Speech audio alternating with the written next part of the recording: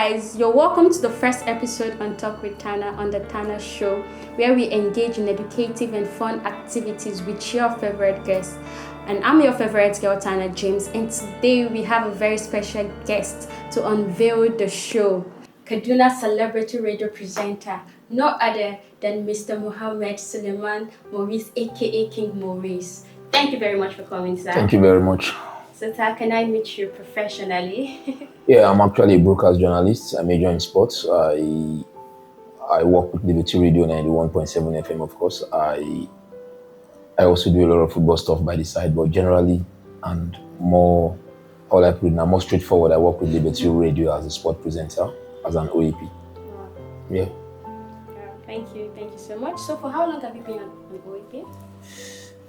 That's a stretch. I think I've been on OAP for an upward of 15 to 20 years. Wow. Yeah, I started real I didn't start as an OAP, to be very honest. I started as a TV presenter, as a TV host. So they call us VDJs, or what do you call us?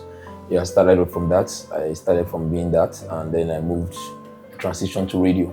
I transitioned from TV to radio. So I ventured into broadcasting in 2007 precisely. After 2006 World Cup, that was when I finished from Bida Poli.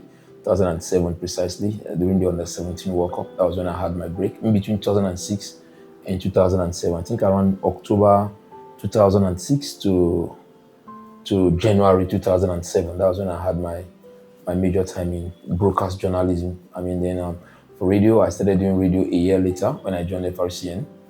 I joined FRCN after a recommendation from FRCN. I moved to Liberty Radio, but in between I was at DITV for like 3 years or thereabouts. Wow. So I probably have been everywhere. You've been in the media. And so there you have it. You've heard something new, or probably something you think you know about him and then you don't. So that's that on that. So we'll just move to the next question. So what are your challenges, the challenges you've passed through to get to this level, and how do you manage to overcome?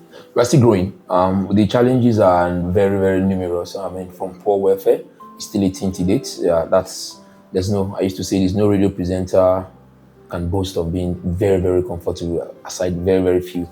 But I think in Kaduna, you have to do some side gigs by the side to make sure that you get body and soul going, and then you can live up to what people hear on radio or what people think you are when they hear you on radio. So those are one of the major challenges. And then the platforms are not many. Like you go to Lagos, you have a lot of these platforms for you to showcase what you have. You go to Abuja, you have a lot of these platforms. You don't have a lot of platforms here in Kaduna. It's a lot better now than when I started. And also you have the idea of a certain set of people opposed to those who are supposed to come in either to add value or to come and build their own brand. I mean, but that's normal in every career, in every profession, and all of that. So it's just the normal challenges you face, apart from remuneration, which is there is no benchmark for it, and also the fact that you have to deal with a very small option in a densely populated ecosystem. Responding to something you just said, do you think it's possible we can, energize the whole system also in Kaduna here? I think in Kaduna, I'll tell you this for free. There is no radio station in Kaduna that survives on adverts that is coming from Kaduna State. Wow. We all rely on agency adverts coming outside Kaduna State. And so because it's a general thing, Kaduna people just want to listen to it, they don't want to pay. I mean, instead of them to come and advertise their product, they would rather tell you to, please, can you give us shout out? And when you insist on, okay, pay something, they give you peanuts and all that. But if they take that same product outside, they're willing to pay. So I think it's the mindset of what the society is giving the broadcaster. That's what they're giving out, because I'm not sure we have any program that is holistically sponsored by a Kaduna-based company. And you won't tell me that we don't have. You won't tell me we don't have companies here. Yeah, of course we do. And you see, for instance, I play more advert than any other show, and 85%, if not 95% of that adverts are from agencies in Lagos. Not bad. That's bad. So when you don't have the local people patronizing the brand and then paying for services and all that, and it's a very funny thing. You can meet your show now, Tana Show, and say, okay, come and advertise on Correct FM. You're on Correct FM advertising. you feel like, okay, there's no need for you to go to Liberty Radio, there's no need for you to go to KSMC, there's no need for you to go to Victor or High FM. You just have that notion that, okay, fine, since I'm here, I'm on. But in Lagos, the mentality is different. Yeah, if it's on High FM, it's on Invicta, it's on Liberty, it's on Correct FM. They just choose different times so that wherever frequency you are tuned into, you are hearing same information, same time, or probably even different time, but different media at different times. Yeah. So until we get to that stage, and the biggest supporter of the media industry, what I would like to know, is still the government, because of where we're coming from. Yeah, the big stations about in Nigeria, the AITs, the Arise, the TVCs, the channels, they survive all of government patronage. Patronage. But in the north, in the north, it's a bit dicey. We have these local radio stations who are very strong, but a lot of us don't really think they are, but they are very strong. So the government here, generally welfare in the north is poor. So for a function where you can get 30 billion in a year covering the Lagos state government, in Kaduna, if you get that kind, 200 million. If you try well in a year, the difference is small. So not until we get there, nothing can be done. Hopefully we will get there gradually. Okay, so thank you very much. So what's the best part of your job you enjoy the most? The fact is, if you love what you are doing, you have passion for what you're doing, then you never spend the day working. I love what I'm doing. I can actually do it for free, but when you have a wife and kids to feed, you start thinking, is this passion really worth it and all that? Yeah, but the most fascinating thing about me is my passion has remained the same from when I had my first break to up to date and all that, So it's just that passion that's driving you. And then sometimes when you keep on to your passion, you stay diligent with a little bit with full grace from God and all of that, you definitely find out that hustle that you're pushing will definitely pay off. So I think my biggest motivation, why I'm still that passionate, what keeps me going, is the fact that I love what I'm doing. Yeah, you could say that from your last post yourself on the internet when you actually returned from your vacation. Yeah. Okay, so thank you. So can you say for certain that you are a success at this moment, like now? To God be the glory. But success is in different facets. I do tell people that being rich is relative. If you're comfortable in your own space, you could provide for your wife, your family, for yourself, you have shelter over your head, I think you are rich. It's not everybody that will die billionaire. It's not everybody that will die billionaire like Dangote, like Otedolanko. So if that's to be the yardstick, that if you are using wealth as a medium to measure worldly success, I won't say I'm in that bracket yet, yeah? But if you're using other things career-wise, I will say, okay, fine. The numerous awards, local and international, a huge testament to it. The fact that this same job have taken me to countries, a huge testament to it. The fact that this same job has been able to, give me some recognition outside Kaduna State, a testament to it. The job has opened doors for me, a testament to it. So I think in that regard, I've been very, very successful. But when you talk about maybe wealth and all of that, yeah, God has been faithful. But in the context of being rich in quotes, I don't think so yet. Yet, like I said. Okay, that's we'll eventually get there. Amen. So, has being an OAP impacted your life positively or maybe negatively? It's both ways. Positively in the sense that you get leeway for a lot of things you want to do. People are willing to do favors for you, but at the same time as well, anything you want to buy, you sometimes end up paying double. I just told you a while ago that we don't get the big bucks like the Lagos guys do get, but everybody just thinks that the media is the media. And that aside as well, you noticed you lost your social life.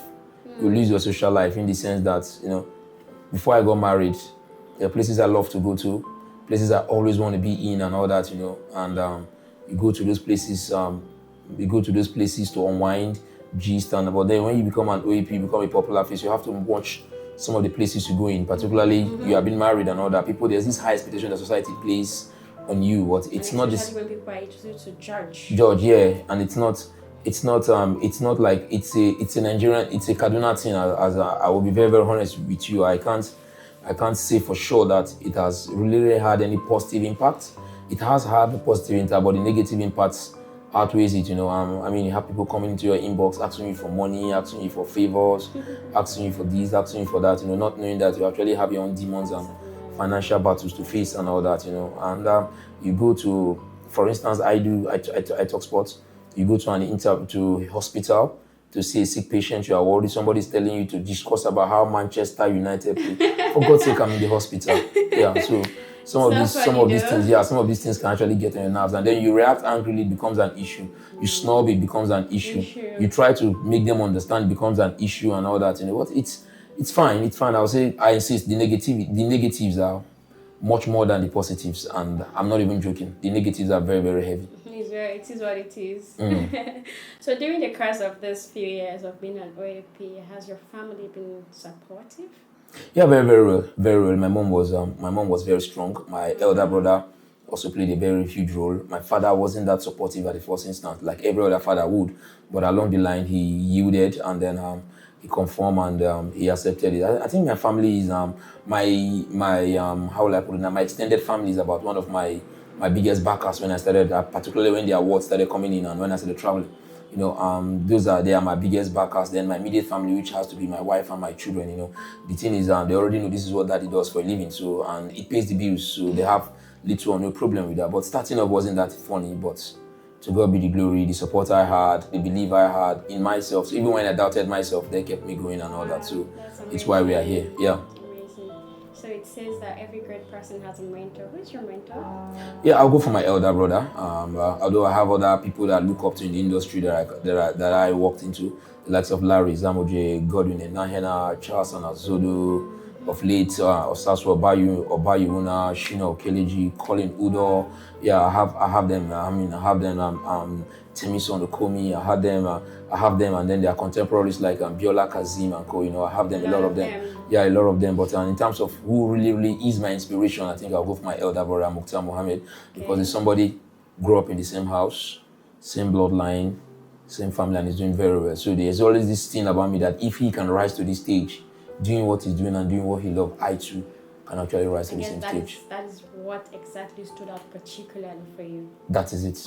That's it. Yeah. That's nice. The fact that I can put a trace to how he rose, and then hoping that I'm following the same footsteps. So it's quite easy for me to touch it and to feel it.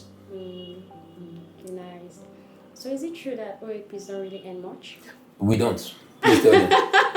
Please tell them we don't. We get. But the thing is, we get stipends from listeners.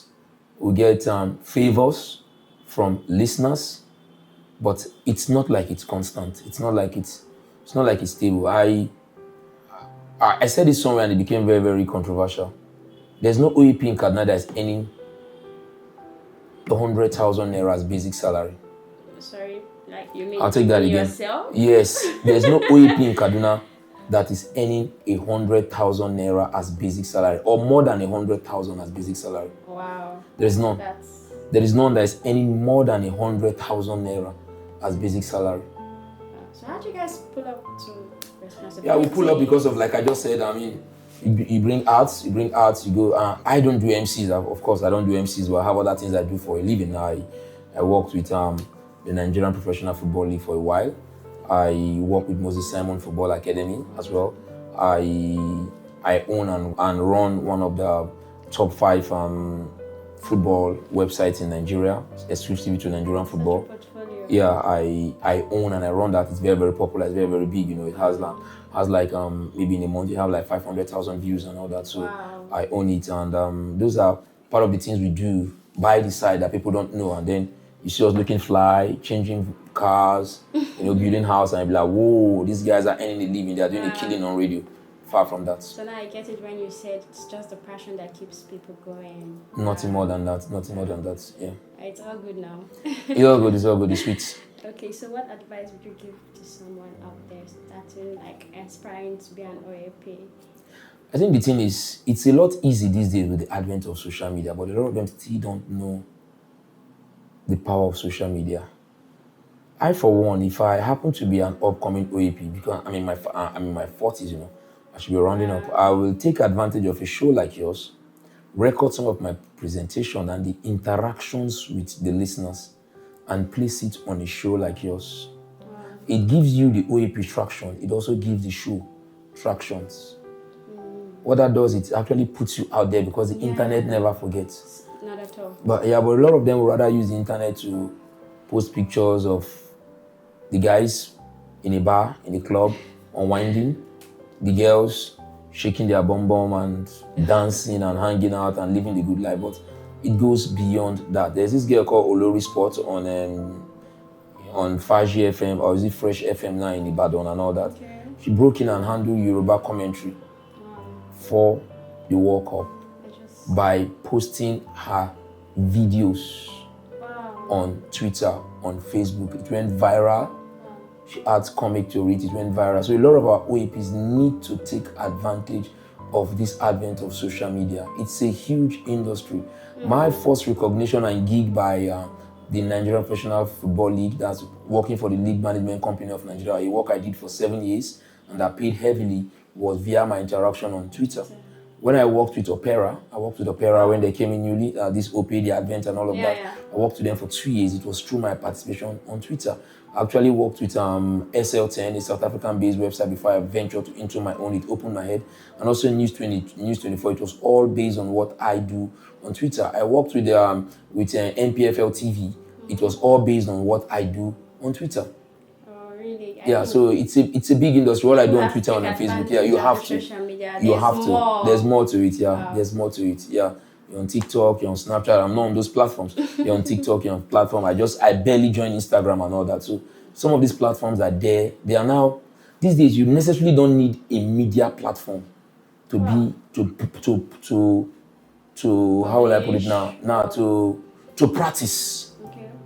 You don't need a platform. Because if you check those social media handle, there's a reason why they are called media. Yeah, it's a media on its own already. It's a media on its own. You just need to come in and take advantage of space. Exactly. I wish we get to that place, and then if we get there, those ones listening to me, I think imagine now you can host Twitter space. Yeah. You can do a Facebook page where you can actually interact. You can do Instagram live where you can interact. Yeah. You can do even a TikTok you go live where you can interact. So all those ones are media outlet. In the past, we don't have that kind of platform. Yeah. You either work in a radio and a TV station or write for some newspaper and stuff like that. But now you have all of this avenue. I think the fastest way for you to reach your destination, if you want to be successful OAP, is to make sure you use these avenues properly and actively.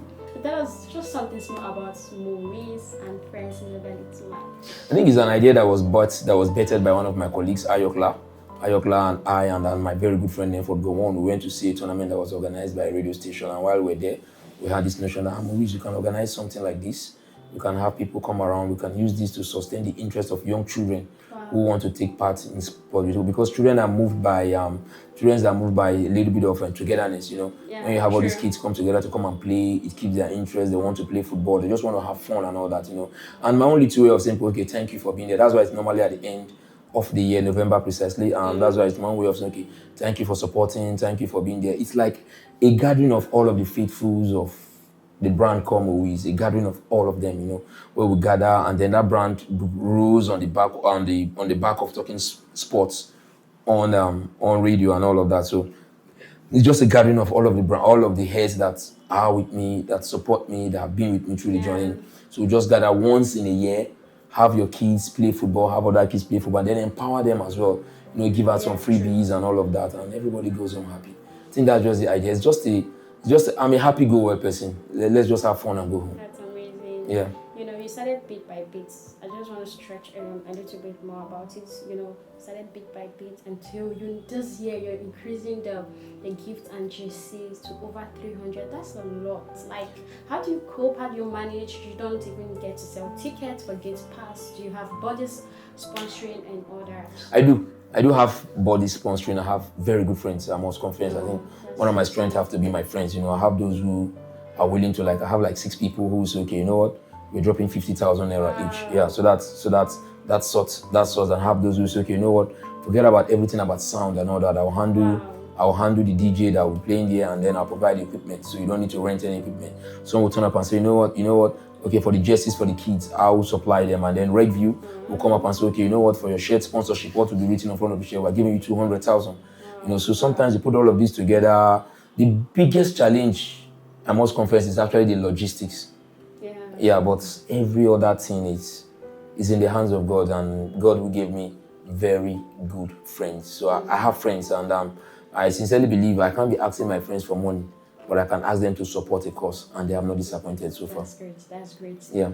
That's great. So, like you said, the internet never forgets, and then whatever you post there goes really, really wide. We saw something on the internet where over, is it 100 persons, you and your friends put powers together to empower them financially. Yeah. And only, was it 4 or 6? I can't really remember. Came back with, like, that was poor. How did you really felt at that moment? How was it for you? I feel really bad, you know. I feel I am human first of all. I mean, I'm a human. I actually have emotions. I have feelings. It's blood that's in my vein and not electric current. You know, for the fact that I normally give them one biblical example. For the fact that Jesus Christ asked about the rest after few came back, after two came back after he healed them, tells you one thing, that he expected them to come back. And he wasn't even disappointed that. Yes, but the fact that he asked meant that he expected them to come back. So it's a normal thing. And that's how we are supposed to be, yes. So the lesson from that is that the fact that he asked about the rest showed that he expected them to come back. So, and sometimes when we do this thing, what we're asking for is, we don't want to tell you thank you, but give us a little bit of proof and evidence so that those who donated, we can show them proof that this is what we used your money for. But when you don't give us that venue to do that, I'm sorry, we're actually stuck too. Did that in any way? No, nothing at all. Up to date, we are still pushing to the glory of God, and by the first quarter of next year, we'll do another one again, and it's just fine. I hope you guys are hearing, so get yourself ready and make fine. Sure you come back this time around. Okay, so thank you. That's going to be a wrap. So what's your last word? Anyway, I just want to talk to you in particular that you're actually doing well. In keeping your motivation, your drive. I subscribe. I watch some you did on the streets and all of that. You know, so it's a nice idea. We need to have more of your type. We need to have more of your type coming up because like I said, podcast is slowly becoming a thing, facing out the mainstream media that we all know. I know, of course, the mainstream media is there to stay, but over time there are other avenues. One of which is what we are using to push your own brand and your own ideas about how the media will work. So I think you in particular, you should keep the spirit up, keep the drive up, and little by little, bit by bit, one day, if you keep faith in your hustle, one day you definitely break through. Thank you. You're welcome. Thank you so much. So thank you so much for having you, and then thank you so much for having the Tana show rather. So thank you so much for coming, and then as you go, what we have to give to you is just tell you that you've been a very big inspiration to the Kaduna media space, and then there's a lot of people that look up to you, especially me myself. It wasn't like this for me. I was like, I just stared at you, and then your energy, your spirit from afar. Please don't let us down. No. So thank you. So thank you. Thank you so much. Thank you. So guys, it's a wrap, and don't forget to follow Mr. Mowiz Suleiman on Facebook to listen to him, to watch and then see for yourself. By the way, he has a live space on Go TV where you can watch your live football programs every morning. Thank you. And then don't also forget to follow the Tana Show on all social platforms. Please don't forget, support your girl. And then I cannot take off this camera without saying a very big thank you to my manager, the manager of the Tana Show, like in person of Third Eye Visual worldwide. Like he's good. Call us for your events. We'll do a very beautiful cover up for you anywhere around the world. We're good to go. So thank you. Until we see you next time. Bye.